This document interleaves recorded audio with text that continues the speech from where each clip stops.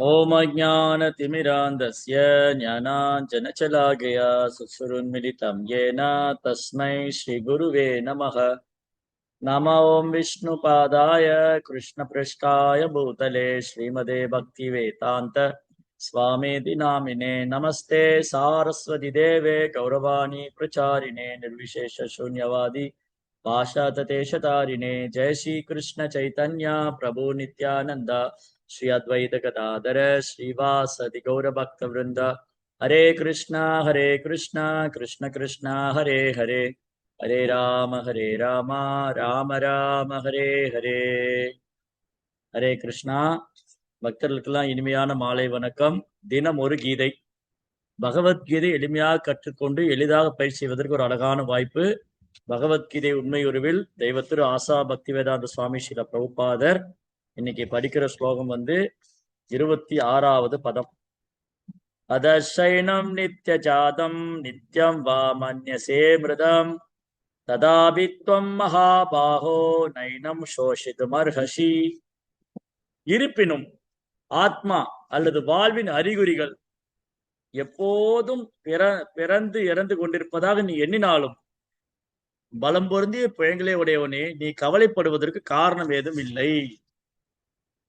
இங்க ஒரு தேவையற்ற கவலை, இது நம்ம எல்லார் வாழ்க்கையிலும் இருக்கு. நம்ம எல்லாருடைய வாழ்க்கையிலும் தேவையற்ற கவலை. என்ன தேவையற்ற கவலை? எனக்கு என்ன ஆக போகுதோ, நான் என்ன ஆகணும், என் பிள்ளைங்க என்ன ஆவாங்க, என் குடும்பம் என்ன ஆகும், எனக்கு வேலை கிடைக்குமா, என் பிள்ளைகளுக்கு வேலை கிடைக்குமா கிடைக்காதா, எனக்கு அடுத்த வேலை சாப்பாடு கிடைக்குமா கிடைக்காதா, நான் எந்த ஸ்கூல்ல சேர்றது, எந்த காலேஜ்ல சேர்றது, எங்க எனக்கு சீட்டு கிடைக்கும், எங்க எனக்கு வேலை கிடைக்கும், நான் எந்த பொண்ணை கல்யாணம் பண்ணலாம், ஏதோ ஒரு கவலை இருந்துகிட்டு தான் இருக்கு. அது சிலப்போ விருப்பப்படுற மாதிரி நடக்குது, சிலப்போ விருப்பப்படுற மாதிரி நடக்கிறது. நாம் விரும்பியதெல்லாம் நடப்பதும் இல்லை. அதான் பழைய சினிமா பாட்டுல பண்ண, நினைப்பதெல்லாம் நடந்து விட்டால் தெய்வம் ஏதும் இல்லை. நம்ம நினைக்கிறதெல்லாம் நடக்கவா செய்யுது? அவரவர் கர்ம வினைப்படிதான் நடக்குது. நாம் நினைப்பது ஒன்றும் நடப்பதில்லை, எல்லாமே கர்ம வினைப்படிதான் நடக்குது. அதனால அப்போ ஒரு சந்தேகம் வந்துடலாம், எல்லாமே கர்ம வினைப்படிதான் நடப்பது என்றால் நான் ஏன் இறைவனை வழிபட வேண்டும், நான் ஏன் பக்தி செய்ய வேண்டும்?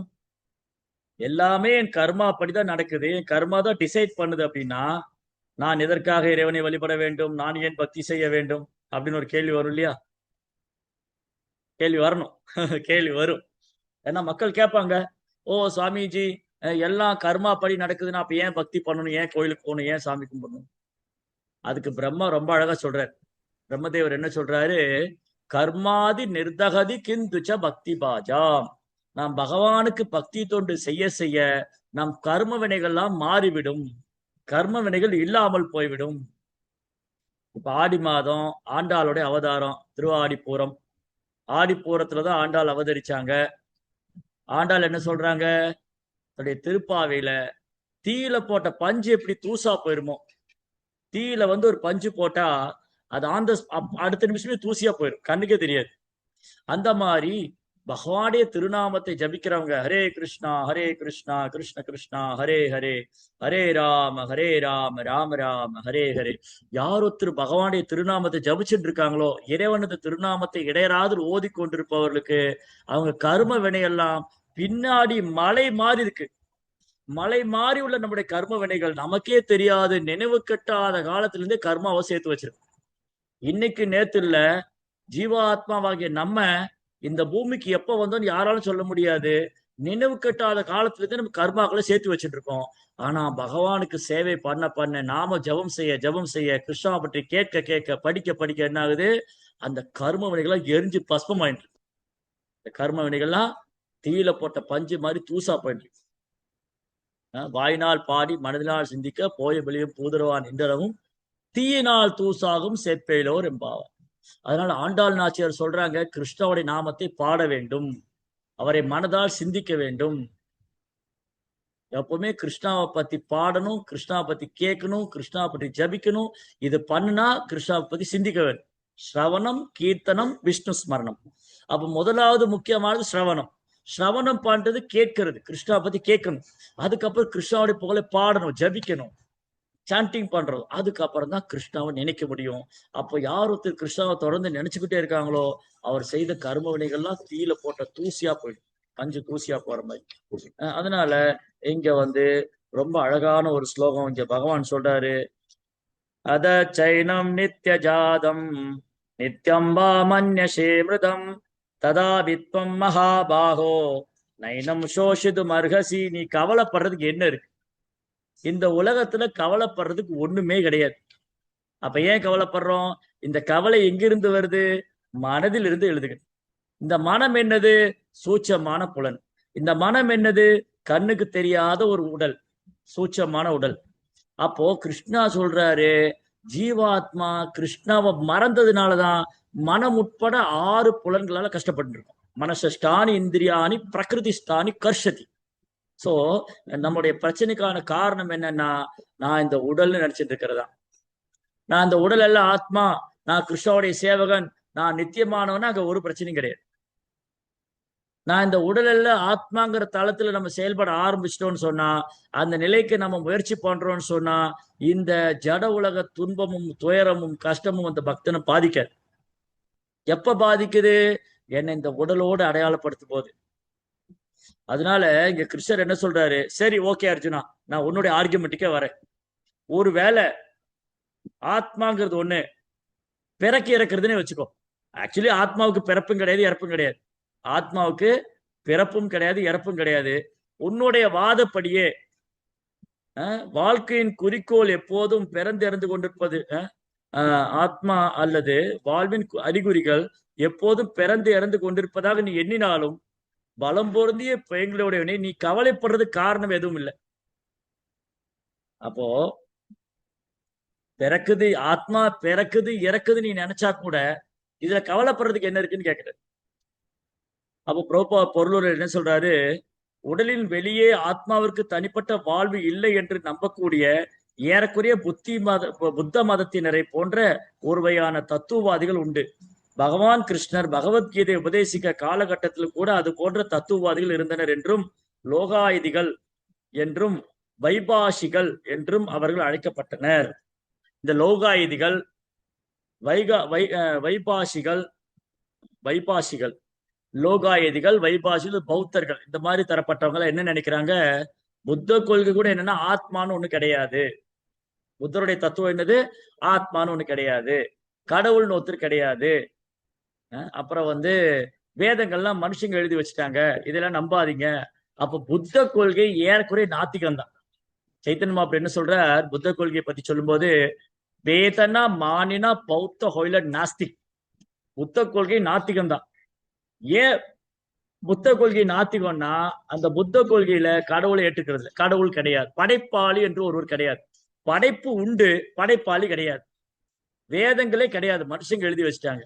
ஆத்மான்னு ஒண்ணு கிடையாது, கடவுள்னு ஒருத்தர் கிடையாது. இந்ததான் புத்த கொள்கை. அப்ப இது ஏறக்குறைய நாத்திகம் தான். ஏன் புத்தர் இந்த நாத்திகத்தை பேசினார்? நாத்திகர்களை கவர்றதுக்காக பேசினார். அதான் நம்ம பாகவத்துல படிச்ச முதல் ஸ்கந்தத்துல 3ஆம் அத்தியாயத்துல புத்த அவதாரத்தை பத்தி சொல்லியிருக்கு. அவர் என்ன பண்றாராம்? பக்தர்கள் மேல பொறாமை கொண்டிருக்கிற அசுரத்தன்மை உள்ளவங்களை கவர்வதற்காக பகவான் புத்தர் அவதரிக்கிறார். இப்ப பாருங்க, நிறைய பேர் கடவுள் இல்லைன்னு சொல்றவங்க கூட புத்தரை ஃபாலோ பண்ணுவாங்க.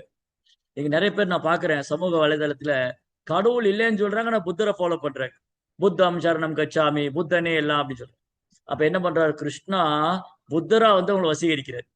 அந்த மாதிரி முட்டாள்களை கிருஷ்ணா என்ன பண்றாரு? ஆத்மா இல்லைன்னு சொல்ற முட்டாள்கள், கடவுள் இல்லைன்னு சொல்ற முட்டாள்கள், இவங்களெல்லாம் கிருஷ்ணா புத்தரா வசீகரிச்சார். அதனால இந்த புத்தருடைய கொள்கை ஏறக்குறைய நாத்திகமானதுதான். இந்த புத்த கொள்கையை 1000 ஆண்டுகளுக்கு முன்பாகவே ஆதிசங்கராச்சாரியர் முறியடித்து விட்டார். ஆதிசங்கருடைய கொள்கையை ராமானுஜர் முறியடித்து விட்டார். அதனால இப்ப உள்ள காலகட்டத்துக்கு இதெல்லாம் பொருந்தாது. இப்போ உள்ள காலகட்டத்துக்கு புத்த கொள்கையோ மாயாவாதமோ ஏற்புடையதல்ல. இப்ப கலியுக மக்களுக்கு ஏற்புடையது ஹரே கிருஷ்ணா கிருஷ்ண கிருஷ்ணா ஹரே ஹரே, ஹரே ராம ராம ராம ஹரே ஹரே. இந்த மகாமந்திர ஜபம், கிருஷ்ண பக்தி, பகவத்கீதை, பாகவதம், இதுதான் இப்ப மக்களுக்கு எளிமையானது, பயில்வதற்கு சுலபமானது, மிக உன்னதமானது. அது மட்டும் இல்ல, இது கிருஷ்ணாவை நேரடியா அணுகக்கூடியது. பக்தி யோகம்னாலே கிருஷ்ணாவோட டைரக்டா அசோசியேட் பண்றது. பக்தி யோகம்னாலே கிருஷ்ணாவை நேரடியா அணுகு, டைரக்ட் ப்ராசஸ், நேரடியா கிருஷ்ணாவை அணுகுவது. அதனால இந்த அர்ஜுனன் இங்க குழம்ப வேண்டிய அவசியமே இல்லை. அர்ஜுனன் கவலைப்படுறதுக்கு என்ன இருக்கு? சோ ஜென்ரலா பார்க்க போன இந்த உலகத்துல கவலைப்படுறதுக்கு ஒண்ணுமே இல்லை. அதனாலதான் பாடினாங்க, குறை ஒன்றுமில்லை மறைமூர்த்தி கண்ணா, குறை ஒன்றுமில்லை கண்ணா கோவிந்தா மலையப்பா. குறை ஒன்றும் இல்லை, ஒரு குறை. என்ன குறைங்க? ஒரு குறையும் கிடையாது. கிருஷ்ணரே சரணாகதி என்று ஆன பக்தனுக்கு ஒரு குறையும் கிடையாது. கிருஷ்ணருடைய தாமரை திருப்பாத்தை சரணடைந்தவருக்கு குறை ஒன்றும் கிடையாது, கவலை ஒன்றும் கிடையாது. நான் சோஷத்தி நான் காங்ஷதி. யாருக்கு? பிரம்மபூத பிரசான்னாத்மா நான் சோஷத்தி ந காங்ஷதி சம சர்வேஷு பூதேஷு மக் பக்திம் லபதே பராம். ஒரு தன்னை உணர்ந்த ஆத்மா பிரம்மபூதா. ரெண்டு ஸ்டேஜ் இருக்கு, ஒண்ணு ஜீவபூதா, இன்னும் பிரம்மபூதா. ஜீவபூதாங்கிறது இந்த உடலோட அடையாளப்படுத்திக்கிறது. ஜீவபூதாங்கிற நிலை ஜீவபூதாங்கிற ஸ்டேஜ் இந்த உடலோட அடையாளப்படுத்துறது. பிரம்மபூதா ஸ்டேஜுங்கிறது, பிரம்மபூத நிலை என்பது நான் இந்த உடல் அல்ல ஆத்மா. இதை உணர்ந்தவன், நான் இந்த உடல் அல்ல ஆத்மா, நான் கிருஷ்ணனுடைய சேவகன், என் கடன் கிருஷ்ணருக்கு பணி செய்து கிடப்பதே அப்படின்னு உணர்ந்தவங்க எதற்காகவும் ஏக்கப்பட மாட்டார், எதுக்காகவும் கவலைப்பட மாட்டார். நான் சோஷதி நான் காங்ஷதி. அவர் எல்லா ஜீவராசி சமமா பார்க்கிறார். சம சர்வேஷு பூதேஷு மத் பக்திம் லபதே பரா. அவர் இந்த பக்தி தோண்டு செய்து என்னை அடைகிறார். அதனால இங்க தேவையில்லாத விஷயத்துக்கு கவலை நம்ம மூட்டை கட்டி தூக்கி போகணும். ஜட உலகத்துல பாருங்க, எப்பயாவது ஏதாவது கவலைப்பட்டுக்கிட்டு இருப்பான். ஏதாவது கவலை, வருத்தம், நிம்மதி இல்ல, சந்தோஷம் இல்ல. ஏன்? கிருஷ்ண பக்தி இல்ல. கிருஷ்ண பக்திக்கு வராதவங்களுக்கு எப்பவுமே எப்படி இருக்கும்? ஏதாவது கவலை, பயம். ஒண்ணு பயம், இல்ல கவலை, இல்ல அறியாமை. அதான் பாகவதம் சொல்லுது. வியாச மகரிஷி ரொம்ப அழகா சொல்றார். ஏஷாங்கை ஸ்ரூயமானாயா கிருஷ்ணே பரம புருஷே பக்திலுத்பத்ததே பும்சக சோக மோக பயாபகா. வியாச மகரிஷி என்ன சொல்றார்? யார் ஒருத்தர் கிருஷ்ணனுடைய கதைகளை கேட்கிறாங்களோ, சிரவணம் பண்றாங்களோ, யஷாங்கை ஸ்ரூயமானாயா கிருஷ்ணே பரம புருஷே, அந்த பரம புருஷோத்தமனான பகவான் ஸ்ரீ கிருஷ்ணனுடைய தெய்வீகமா லீலைகளை காது கொடுத்து கேட்கிறாங்க அப்படின்னு சொன்னா, தொடர்ந்து ஒருத்தர் காது கொடுத்து கேட்டுட்டு இருந்தா, பகவானது நாம ரூப குணாதிசயங்கள், பக்தரது தெய்வீகமான குணங்களை யார் காது கொடுத்து கேட்கிறாங்களோ அவங்களுக்கு என்ன ஆகும், அவங்களுக்கு என்ன நடக்கும்னு சொன்னா, சோக மோக பய இது அவங்களை விட்டு போயிருக்கும். எதுக்கும் கவலைப்பட மாட்டாங்க, எதுக்கும் பயப்படவும் மாட்டாங்க. சோக மோக மோக அறியாமை, அறியாமை அந்த பக்தன் இடத்துல இருக்காரு. சோக மோக பயா. சோகம் என்றால் கவலை, மோகம் என்றால் அறியாமை, பயம் என்றால் பயம். இந்த மூன்றிலிருந்து விடுபட்டலாம். இன்னைக்கு பெரும்பாலும் மக்கள் இதுலதான் இருக்கு. இன்னைக்கு கலியுகத்துல 99% மக்கள் எதுக்காவது கவலைப்பட்டுட்டு இருப்பாங்க, எதுக்காவது ஏக்கப்பட்டு இருப்பாங்க, எதையாவது நினைச்சு பயந்துகிட்டு இருப்பாங்க. ஒண்ணும் தெரியாம அறியாமையில முட்டாளா உட்கார்ந்துருக்கு. அப்போ அவர்களுக்காக வேண்டியே வியாச மகரிஷி இந்த பாகவதம் தொகுத்திருக்கார். பகவான் பகவத்கீதை கொடுத்திருக்கார். இதை படிப்பதாலும் கேட்பதாலும் நாம் அனைத்து விதமான கவலையிலிருந்து விடுபட்டு விடலாம். ஒருத்தருக்கு கவலையே கிடையாது. அதனாலதான் இங்க கிருஷ்ணர் சொல்றாரு, அர்ஜுனா நீ கவலைப்படுறதுக்கு என்ன இருக்கு? பீஷ்மர் தோணர்லாம் இந்த உடலை விட்டா நீ கவலைப்பட, வேறு உடல் எடுக்க போறாங்க, அவ்வளவுதானே. அதனால இங்க கவலைப்படுறதுக்கு ஒன்றுமே இல்லை. பகவத்கீதை உள்ளவாறு நாம் ஏற்றுக்கொண்டதை பயிற்சி செய்வோமே ஆனால், அர்ஜுனன் எவ்வாறு ஆனந்தம் அடைந்தாரோ அதே ஆனந்தத்தை நாமளும் பெற முடியும். அதில் எல்லா அளவும் சந்தேகம் இல்லை. ஹரே கிருஷ்ணா. கிரந்தராஜ் ஸ்ரீமத் பகவத்கீதா கி ஜெய், ஸ்ரீல பிரபுபாத் கி ஜெய். ஓகே.